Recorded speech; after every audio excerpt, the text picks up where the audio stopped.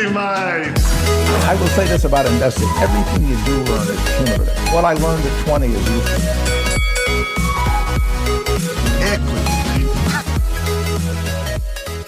Welcome to another episode of Equity Mates, a podcast where we help you learn to invest in roughly 40 minutes or less. We break down the world of investing from beginning to dividend so that you can hopefully make some returns. My name's Bryce, and as always, I'm joined by my equity buddy, Ren. How's it going, bro? It's very good, Bryce. A little bit of a throwback for this episode, I notice. It actually felt pretty good. Yeah, it's better than some of the lines you've been cracking out recently. This is very true. This is true. But looking to continue with the theme of taking in intro suggestions from our listeners. But I think for this episode, we thought we'd revert back to the old. And that's because Ren got another expert investor. Well, before we get into that, here's an idea. Listeners, tell us what you think about it. What if we don't do an intro? What if we're the first podcast that just doesn't do an intro and we just start talking? That would be so lame. No intro music either. Just like really, yeah. No emotion either, just monotone.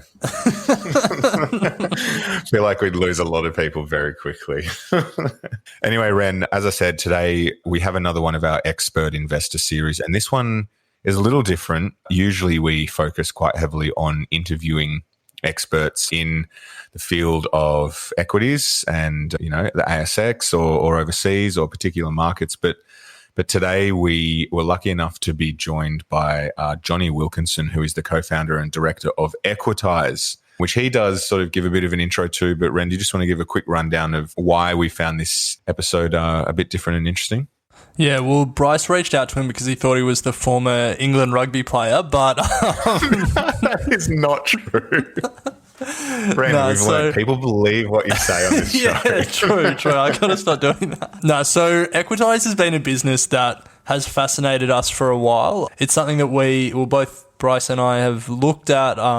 Neither of us have invested on the platform, but essentially what it does is it democratizes venture capital for everyone. It's one of these new wave of equity crowdfunding platforms.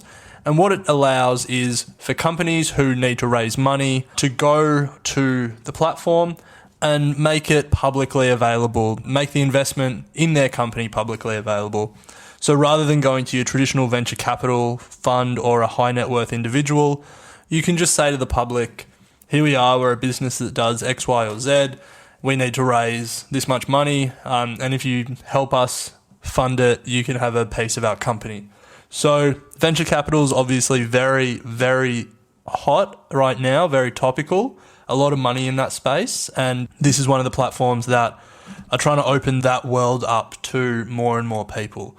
So that's the platform. Jonny is a co-founder of Equitise, one of the Australian businesses. He co-founded it with one other person, Chris, and together they've built it for sort of 4 years into one of the bigger players in the Australian market. I think they've raised about $30 to $40 million to date. So a fair bit of money raised when you think about it. A lot of it's in increments of $100 and $200. And in this interview, we really just talk about venture capital and this Equitise business and the alternative investment opportunity that it offers for, you know, both Bryce and I, who are quite focused on equities. It's something different. It's a different way to deploy our money.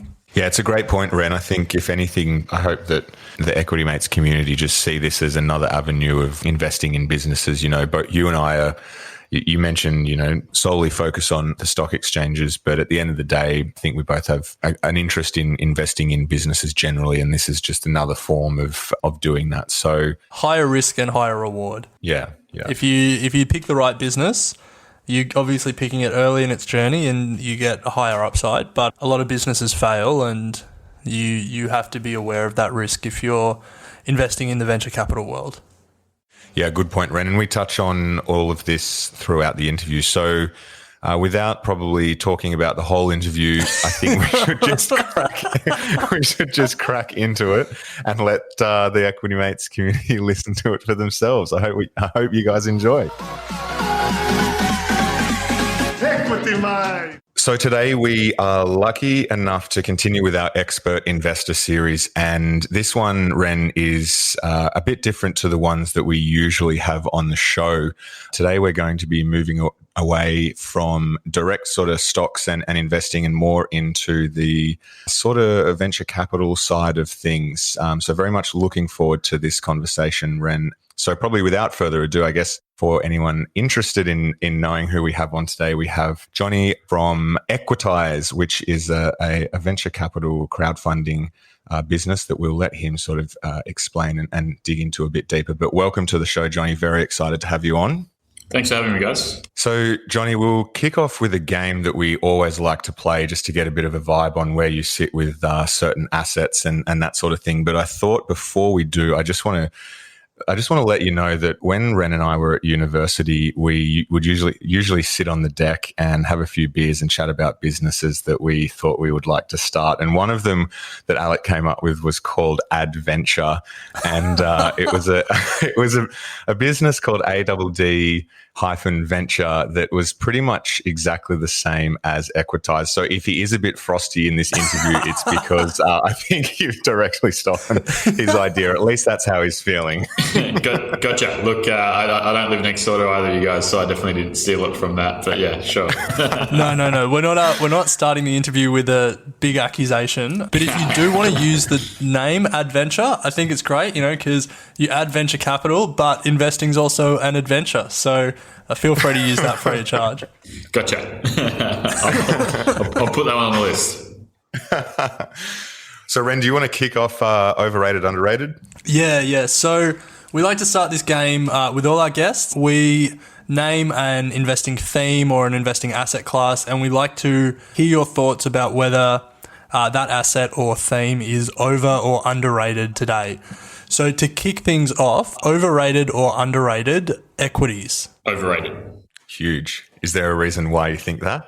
I assume we're talking listed equities. I think everyone just has a bit too much of a focus on investing in what they know. A lot of people have either bent towards blue chip stocks or go after some of the racier sort of, mining, exploration companies, those sorts of things. Traditionally in Australia, people don't know too much more outside of those sorts of things. So I think generally we put a bit too much reliance on your traditional listed equities. Interesting. So digging a bit deeper then, overrated or underrated index funds? Middle of the road. Fair enough. Fairly rated, I guess you could say. Fairly rated, yeah. Yeah. Overrated or underrated corporate debt? Underrated. Is there a reason why? Yeah, look, I think particularly again in Australia, it's not something that's well understood by the general investing public, and it has capability to be very supportive of general growth and investment in the economy, particularly with the overall restrictions in credit and lending by banks post sort of GFC and Basel III. There's a lot of great companies out there that need access to funding but can't easily access it. So I think corporate debt and the evolution of corporate debt markets in Australia is going to be a big boon to startups, growing companies, particularly sort of SMEs, and is essential for the future. Interesting. So then, overrated or underrated venture capital? Underrated, definitely.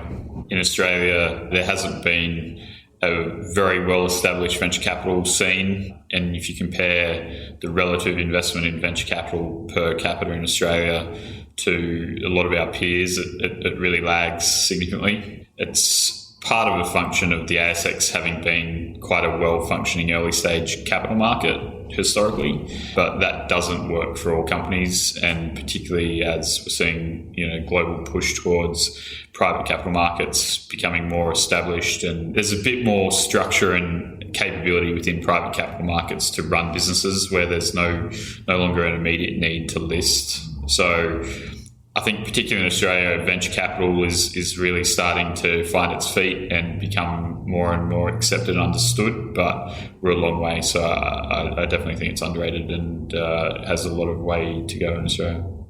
Yeah, I'm very interested in that theme of private companies staying private longer and longer. and the bigger and bigger rounds that come with that. But we'll pick that up maybe later in the interview. For now, overrated or underrated, the home of venture capital, some may say, Silicon Valley. I think it's overrated. For any particular reason? Look, I think, being an entrepreneur is a difficult journey, and kind of the luster or the fame attached to Silicon Valley is definitely an important thing to look to. But, there's a bit of a self-serving cycle around Silicon Valley, and, you get people going there. It does breed a lot of great things, but in the end, it's an environment that doesn't always help all the actors, and people probably pay more for companies in Silicon Valley just by virtue of location. As capital gets more efficient and moves around globally, and as running companies is more accessible, from just different geographic locations, the need for a particular concentrated ecosystem like that is obviously changing. So I think it will have less and less relevance over time, but it is quite overrated. Great TV show if you've seen the TV show, but but if we're talking the location, then yeah. And finally, Jonny, overrated or underrated? Probably one of the mega players in VC is the SoftBank VC fund. That's an interesting one. I'd say it's both overrated and underrated. It's overrated in the sense that people put too much emphasis on what they do and who they invest in. I'd say it's underrated in the sense that we definitely do need some really big corporate venture and, associated successful, global tech companies investing in the future and channeling funds into, VC and supporting new growth. So, Jonny, thanks for playing overrated or underrated. I think that gives us a flavour for, some of your thoughts on the different markets and asset classes out there. To kick off the interview, we generally like to go back to the beginning of people's investing journeys. So to start at the very beginning, can you tell us about your first investment, whether it was stocks or otherwise? Sure. I'm pretty sure my first investment going back was buying a little mining stock that I'd heard a tip about. A friend had sort of been talking about something. I think I created a CommSec account and bought a couple $1,000s worth of the stock. It would have been either that or a biotech of some description, I think. Ren, I don't know about you, but I think every second expert investor we have on the series is a first investment in a mining stock that they got a tip from. I think that's the Australian experience. That's definitely the Australian experience, yeah. And how did that turn out for you, Jonny? Do you still hold it, or was it did it trigger your enthusiasm in markets? It definitely triggered my enthusiasm in markets. It taught me a lot of lessons. I think I made and lost money along the way, tried to trade it. I think it's defunct now. But yeah, it did actually teach me a fair bit around markets and understanding hype, understanding sort of real sort of news flow and events and how you can and can't necessarily trade sort of, your more liquid stocks. So was that early on in sort of like university? Were you always interested in finance and investing, or did this come later on? Yeah, so I think that was sort of just when I was starting university. I've always had an interest in finance and investing. My parents weren't sort of active investors in the stock market. They very traditional sort of Aussies of their generation, made all their money out of investing in property. I believe the story actually goes they made their first decent foray into equities in 1987, a few days before the crash. Oh, no. So they got turned off it pretty quickly. And then aside from the likes of, Telstra and, NIB and some of those sorts of privatizations, those sorts of things, I don't think they really held many stocks for a long time after that. So I always had a particular interest in sort of finance and economics and investing. And yeah, that's just grown over time. So, Jonny, one thing we like to ask our guests is, over the journey, people form different ideas about different assets and different markets and how you should invest.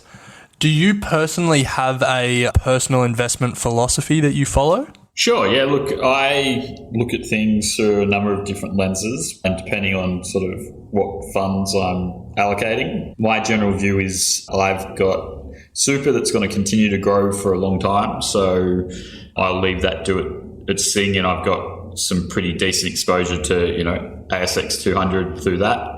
Thereafter, the things that I like to invest in are interesting high growth companies that are doing something novel, have a good team or some people behind it that are, passionate about solving a problem.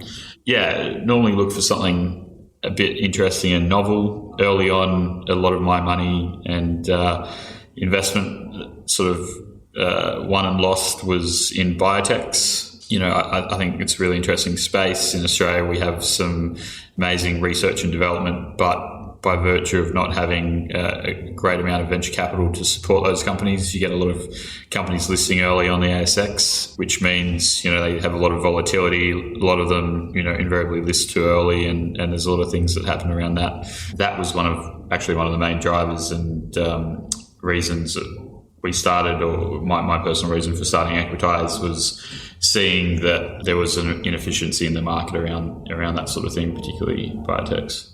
So I just want to clarify, Jonny, when you say you've got your super for the long term and you're after those sort of high growth companies, is that primarily through the private markets that you're doing that, or are you still looking for those opportunities through the ASX and listed companies? Yeah, look, I hold a couple kind of bottom drawer listed things, and the rest of my investments are all unlisted these days. I used to work for City and equity markets, and when you're in the markets and switched on to everything every day, that tends to be your focus. But the world I operate in now in unlisted and venture capital space is completely different. So I'm not attuned to what's happening on the ASX. So most of what I do is just the unlisted stuff that we see. So we've touched on Equitise. It's been mentioned. So now is probably a good time to explain to all our listeners who aren't familiar with Equitise and what it does, what it is. To start with at the very basic level, Jonny, can you tell us what is Equitise and what it does? Sure. So Equitise is an investment platform for unlisted securities. That simply means that we use a new form of regulation called equity crowdfunding, or crowdsourced funding is the technical definition, to allow everyday investors to invest in unlisted securities. We also do IPOs and wholesale raises from your more traditional kind of angel, high net worth investors as well. But in essence, what we're doing is we're opening up the market and allowing more and more people to invest in high growth unlisted securities. Yeah, it's a really interesting concept, and I came across you guys maybe 18 months ago or so, and we haven't really discussed it on the show much, but definitely encourage our listeners to, while you listen to this interview, to just jump on to the website and check it out. It'll probably make a bit more sense as we go through.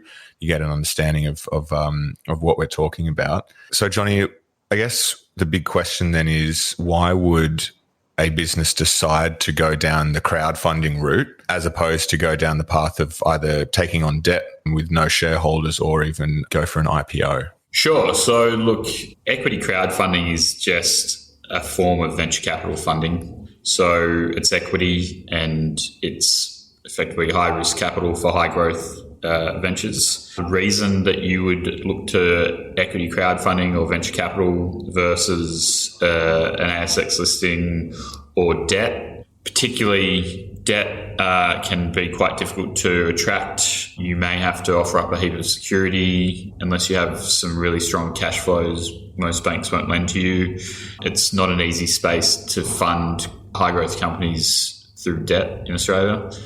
As to why you wouldn't list on the ASX, a lot of the companies were raising money for your more seed or Series A stage companies. The view and belief is that will allow companies to stay private a little bit longer before having to list on the ASX. But listing on the ASX is quite a expensive, time-consuming, and it's a huge burden to hold ongoing for a company. So there's a lot of reasons that you don't need to list these days. And as equity capital markets evolve and things like venture capital in Australia gets a little bit more established, and there's opportunities like equity crowdfunding, it means a lot of companies don't need to list as soon as they do traditionally. So it's just another opportunity.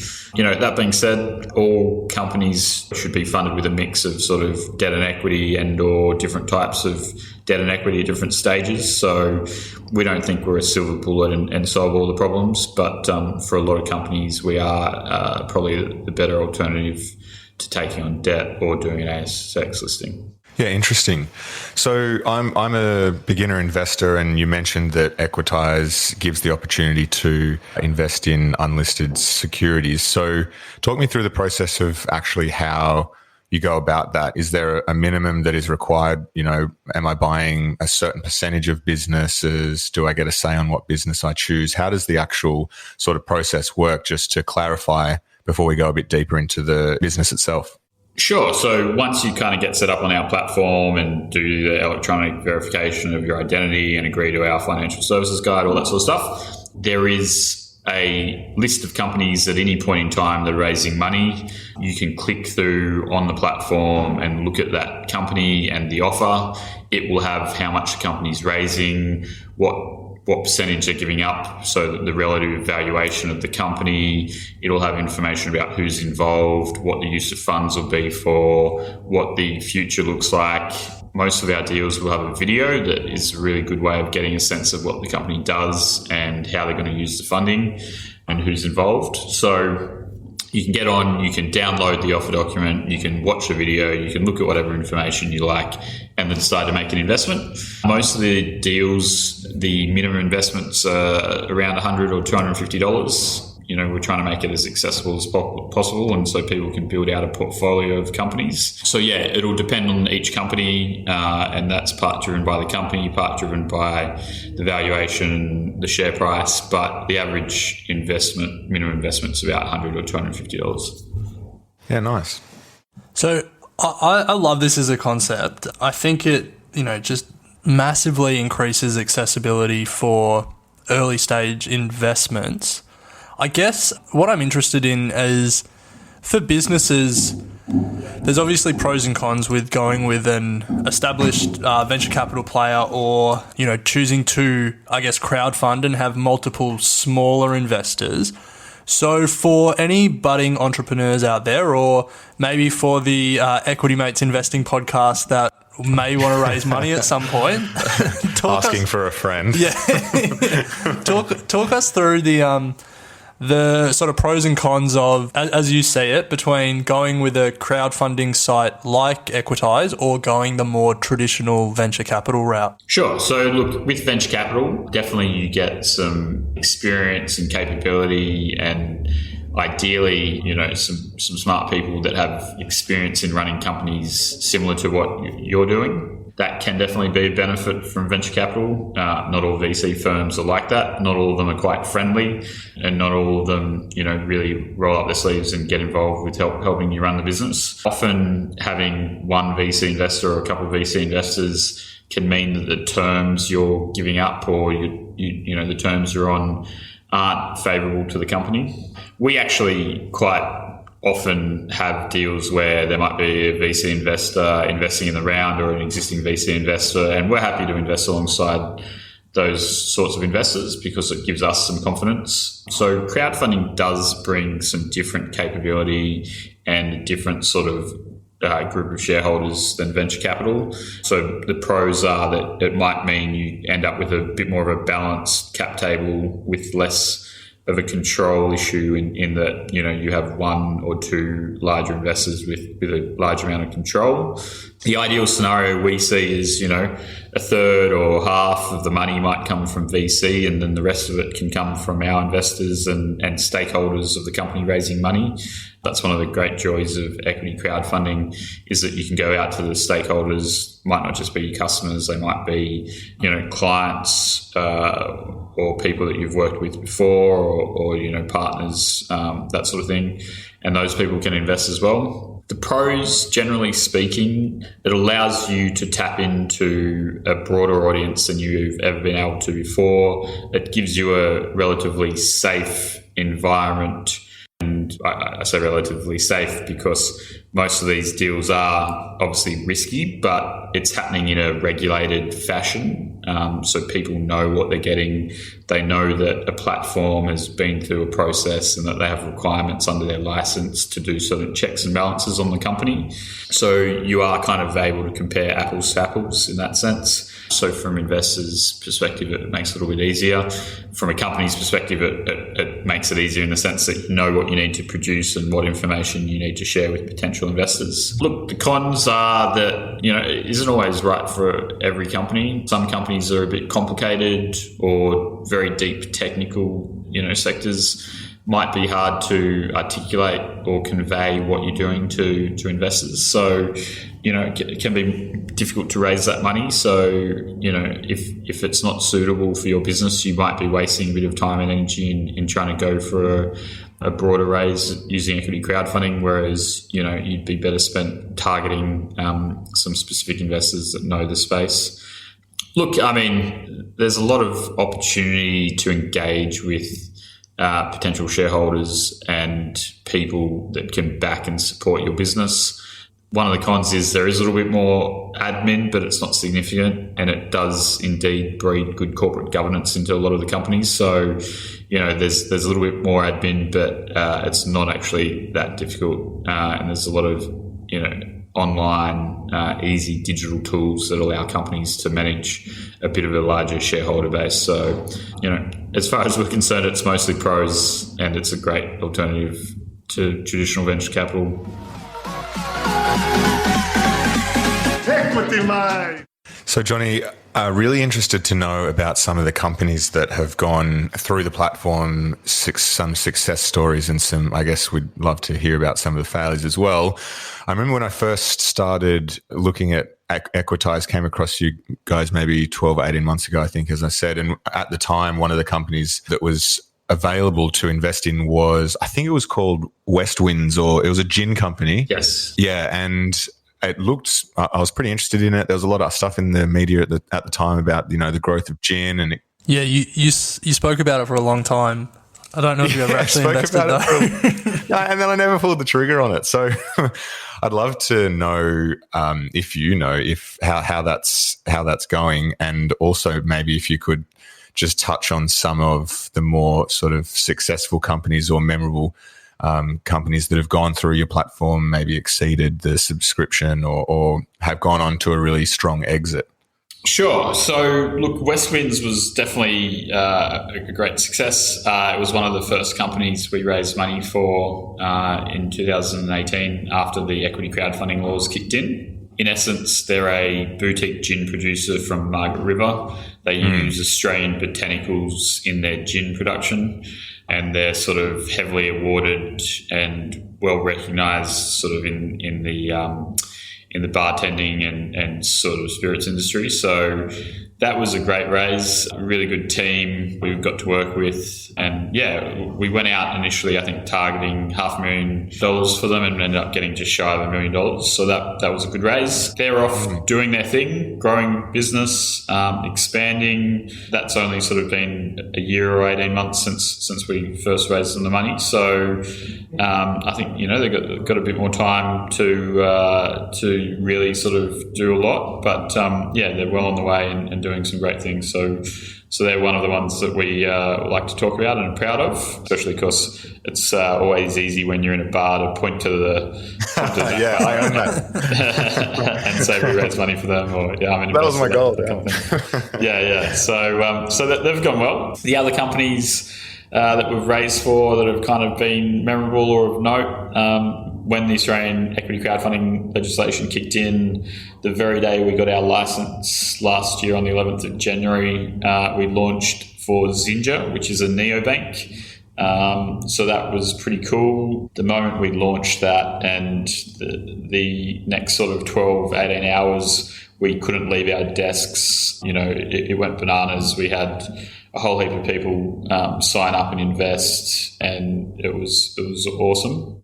Sorry, Johnny, can I just ask, what's a neobank? Good question. So a neobank, neo being new, is a type of bank that is effectively built new from the ground up, and these days is digital. There's no bricks and mortar, there's no branches, and it's built to be as efficient as possible. The UK is where they're most established, and there's a number of neobanks in the UK. Monzo is one of them.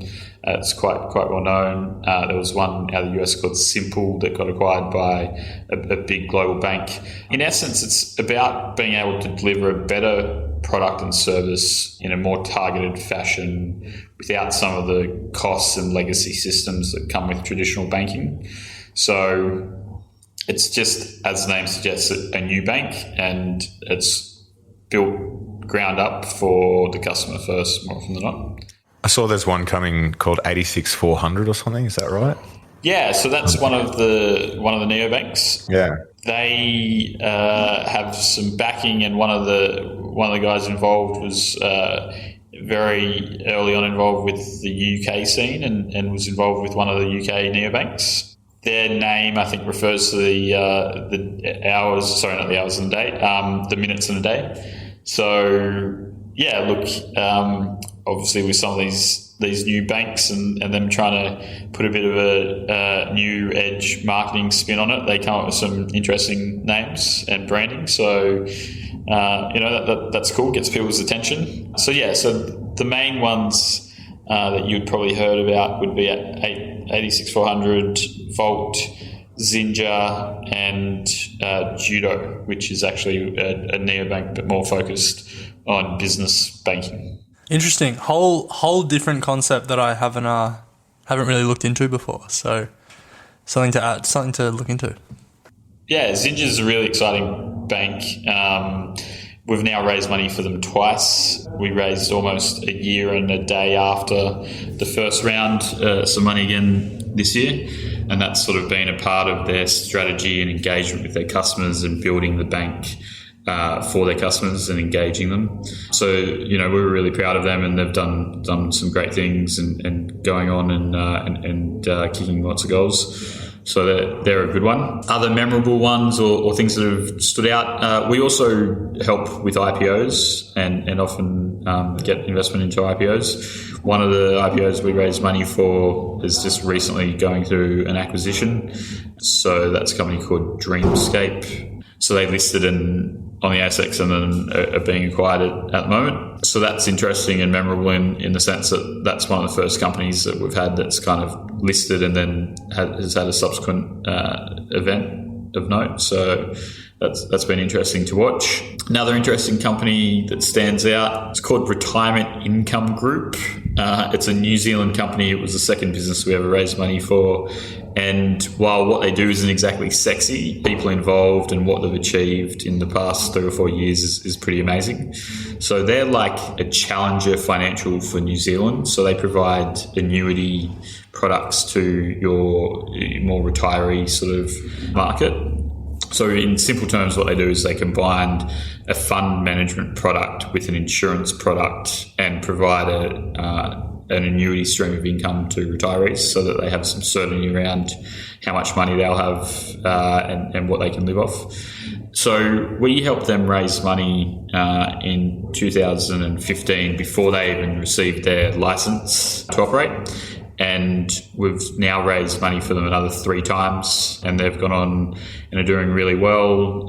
They've got a couple $100 million of funds under management, and that's about to jump up significantly in the next few months. So yeah, look, that's one that we really like to talk about because it goes on to prove that we've helped them from the very early days. They credited us with if we hadn't helped them raise the first lot of money, they might not be where they are today. So, it's always good to see those companies growing and evolving and us helping them raise money and them not listing just for the sake of it. So, Johnny, one thing I'm interested in, is there any companies that when they signed up, you didn't think they would be able to raise anything, but then ended up killing it and raising a fair bit of money? I don't think so. I mean, early on we had a few that we weren't entirely sure how they would go. And for instance, the company I just mentioned, Retirement Income Group, was one of them. That was the second deal we ever did. We ended up raising them $500,000 in, I think it was 8 days. And in the last day, we kind of got to 200 or 250,000 by about 8 in the morning. I jumped on a flight, and then when I got off the flight, it was at 300, and then by the close of business, it got to $500,000. So, yeah, I mean, as we've got more and more runs on the board, we've been able to get a better sense of how a lot of these companies would go. You tend to get companies surprised to the downside rather than the upside. Often there's companies that we think might be really good or might be really investable, and, you know, we'd put lots of money into, and they might go off and, you know, barely get over their minimum investment hurdle. We've had a couple of deals that we actually haven't managed to raise them their minimum, and companies that we thought were really good and personally put some money into. So, yeah, it just depends. There is an element of surprise whenever you're raising money, and there's a lot of variables. So, you know, as we get more and more understanding of how all those mechanics work and different, you know, different investor psychology and things, we kind of get a good sense of that, but nothing ever goes to plan. So, look, all the raises are exciting and interesting, and things happen that you don't always plan for. So, yeah, you know, it's an interesting space. Yeah, the reason I asked that question is I imagine one of the benefits of equity crowdfunding is it opens up the opportunity set for new and novel and, you know, out of left field businesses that may not be getting a look in with traditional VC. You know, like Equity Mates podcast. Yeah, exactly, like an investable podcast.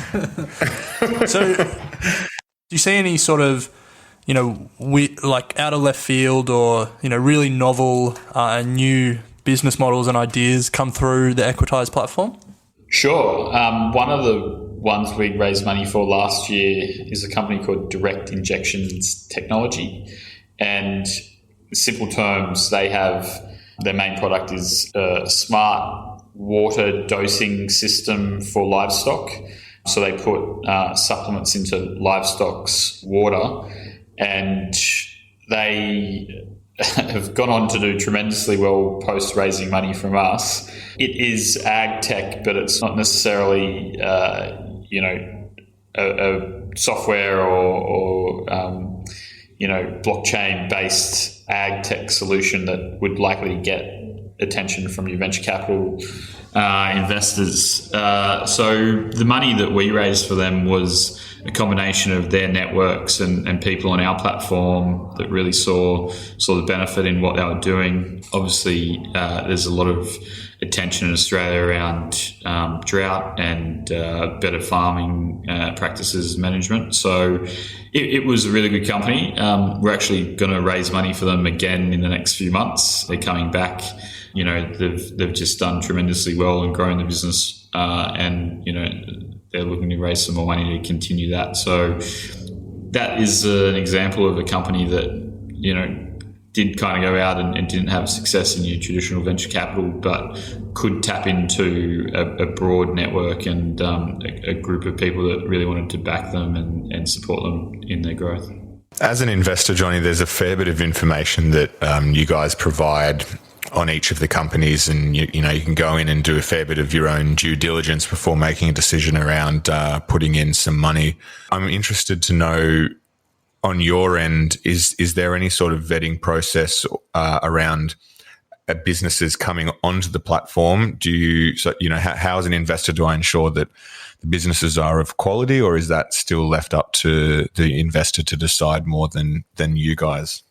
So roughly speaking, about 10% of companies that come to us make it onto the platform.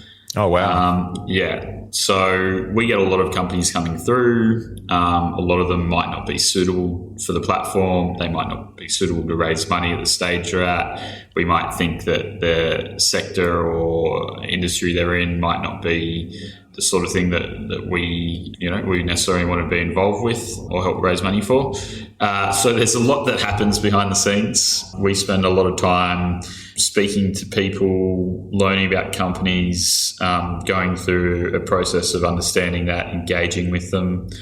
Because it's quite new and because a large amount of our investor base are retail, there's certain things that we try and avoid that we think, make it a bit easier for your general retail investor to understand. So, yeah, there's actually a fair bit that goes on behind the scenes. We have our process and due diligence and things that we do in order to get comfortable around what deals we put up, and we take them through quite an involved sort of gated steps of clarifying information, collecting relevant and important information, putting together their offer, putting together a marketing plan and strategy, and then putting the offer up on the platform. So, yeah, look, we can never say that every company is perfect and that we haven't missed anything, but we do a lot of work, and thereafter the open and transparent nature of it, the ability to look at all the information, ask questions of the CEO or the management of the company on the platform in an open fashion is really positive and helps draw light on a lot of important questions or things. So fortunately, yeah, look, we haven't had any fraudulent things come through. People trying to run scams or get us to raise money for anything properly dodgy. As time goes on, I'm sure we might have that, but they'll get weeded out through our process. So, it's a evolving thing. Definitely help get companies through, and as it becomes more accepted and more understood and more investors are participating, we'll be putting more and more companies through. So no doubt over time, there'll be more involvement from the crowd and insight drawn and interrogation done of these companies as they're raising money. So we see that as a positive thing because it really helps with investors' understanding and education, and obviously leverages the wisdom of the crowd to hopefully have some great successful companies raise money and go on and deliver returns. Yeah, nice. So speaking of returns, before we move into a few questions more about the industry itself, we just wanted to briefly touch on the liquidity side and the exit side of Equitise. So as an investor, I've put my money in and I want to then hopefully get a return if the business is going well. How does that work? When do I get my money back? And what is sort of the average length that people are sitting on their investment at the moment before there's an exit or a return? Sure. So we do a few different sorts of raises. We do IPOs. So often you might get immediate liquidity because the company's listing, whether or not the stock is highly liquid and easily traded. That is often the case on the ASX. Small cap companies might not be overly liquid. It's not like buying and selling BHP or CBA where there's a very tight spread. We do some pre-IPO raises, so that could be anywhere from sort of 6 to 12 to 24 months before the company comes through and lists. In that space, we're fortunate we haven't had it, but some companies go down the path of looking to do an IPO and then have to change their plans or pull their IPO. Broadly speaking, for the unlisted securities and the venture capital high growth stuff we do most of, the average horizon is sort of a mid to long term horizon, so call it 5 to 7 years is likely before there's a proper event, being a listing or a trade sale. But that varies. Some will be quicker, some might take longer. And to be honest, we've only been operating for about 4 years. We're starting to see some stuff come through, but until we're kind of 10 years in, I don't think we will have a proper sense of exactly what those sort of timeframes look like. But it is very much a traditional venture capital sort of timelines and expected potential returns. So, Jonny, I'm interested in using this next question to talk about what you're saying at Equitise, but also to understand what you're saying in the broader venture capital market in Australia. I guess being, the position you're in is quite a unique position, and I think you would have a really good sense. You would have a good deal flow, and you'd have a good sense of what deals are being made throughout the venture capital world at the moment. So if you think about what trends you're seeing in terms of the types of businesses that are coming through, the types of investors that are coming on, and the size of the investments that are being made, can you tell us a little bit about the trends that you're seeing in Australian venture capital today? Sure. So, look, I mean, as I alluded to before, Aussie venture capital's really sort of growing up and kind of coming of age. That being said, it's still kind of a gangly teenager. There's been a lot of money flow in and a lot of new funds open up in the past 5 years, and that's fantastic for the ecosystem. But it does take time for a lot of these funds to really get involved in the ecosystem and make significant investments. That has been exhibited through the likes of Airtree and SquarePeg and Blackbird. There are some more established funds that are onto their second and third funds and have raised some significant capital, and they're now moving further up the chain and investing around sort of Series B and C. So in general, I think the industry is really evolving and growing. There's more participants, there's more funds to be invested. Super funds are starting to invest. Hopefully more and more super funds will begin to invest. Traditionally, most of them have had their allocation in sort of this asset allocation space towards US, European, private equity and venture capital. So as things evolve, it will be great to see some more money channeled towards supporting Aussie VC and this stage of the market. Look, it's really exciting. There's a lot of activity. There's new funds. There's new people coming on board. There's venture debt is starting to happen in Australia.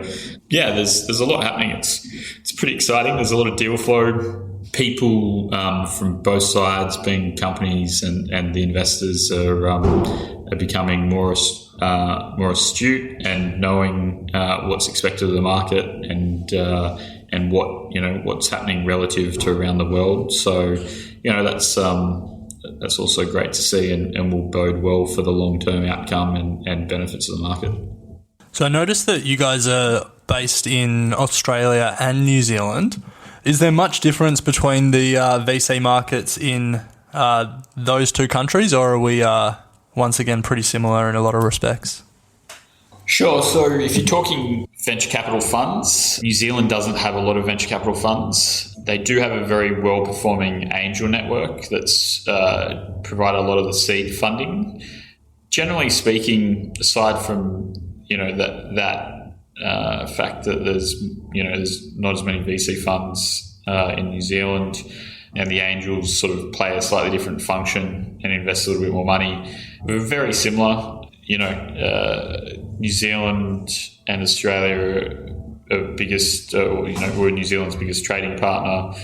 Our psychology, our history is very similar, and a lot of the businesses and companies and people involved operate in very similar ways. So there is a difference. It's not just the accent, but it's about as similar as you can get. So then how does it compare to, I guess, the markets over in US and Europe? Any sort of major similarities or differences over there? Sure. Look, I've never actually worked in the US or Europe in VC, so I couldn't tell you exactly, but from my exposure and the interactions we have with those markets and what we're seeing and what we understand and get exposure to, strictly speaking, companies probably a little bit cheaper on relative valuations in Australia and New Zealand. New Zealand, again, is a little bit cheaper than Australia, although that's changed over the past few years.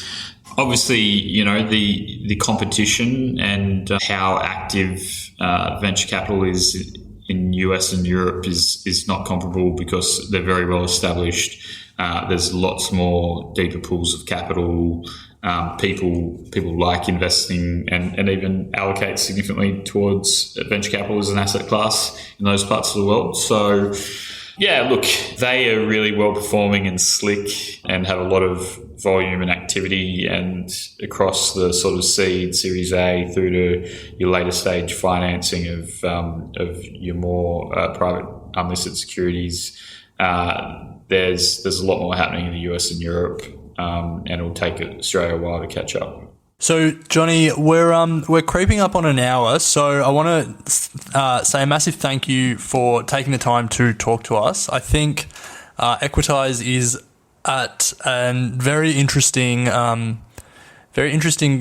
point in the VC markets and investing markets more generally, and I think it's something that Bryce and I will be watching closely, and maybe next time he'll actually invest in the gin company rather than just talk about it. Before we get into the final 3 questions that we finish every interview with, do you have any social media or other places where listeners who are interested can find out more about you and about Equitise? Sure. Look, the best way is to just sign up to the website. It's free. Investing's free. But by doing that, you get sent all of the deals as they come out, and looking at the deals and, interacting and asking questions and getting an understanding is probably one of the easiest ways for you really to get up the curve and understand what equity crowdfunding is all about.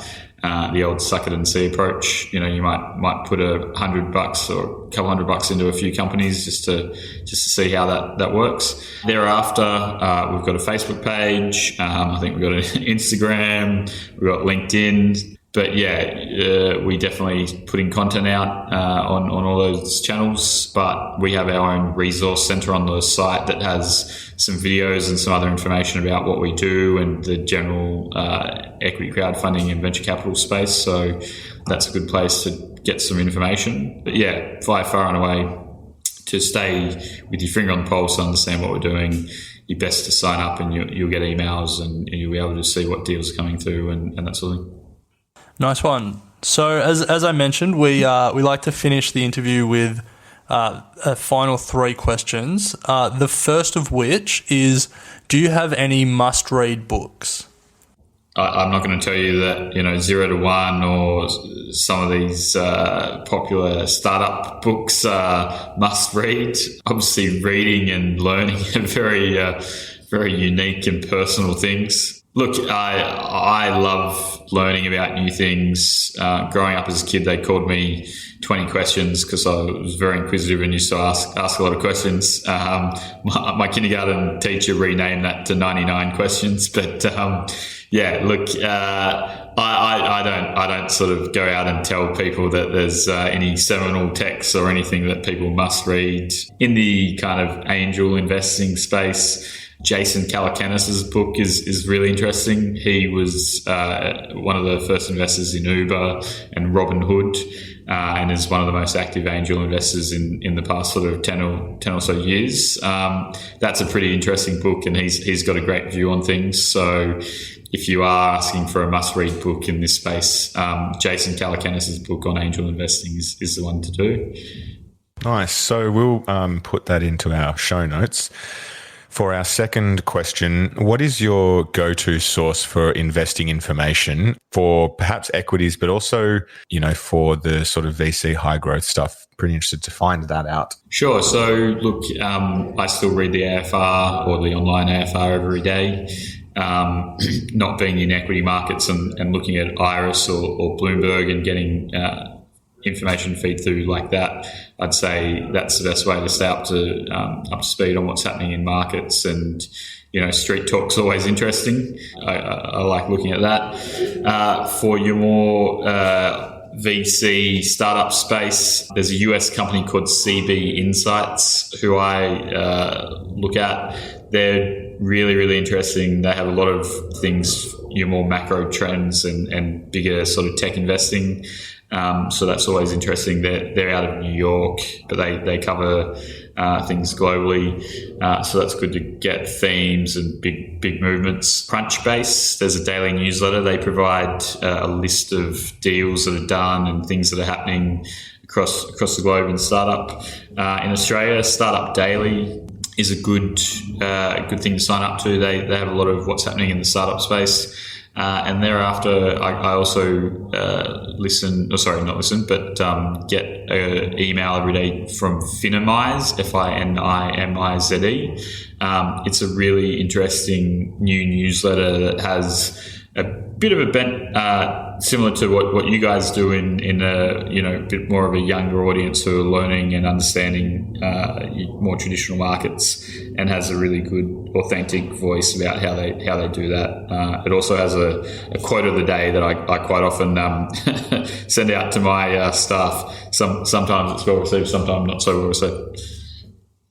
So we're big fans of Finimize here at Equity Mates, and we are looking to do some interesting stuff with them in the near future. So for people that haven't signed up, definitely sign up and get the quote of the day and send it to your workplace as well, I guess.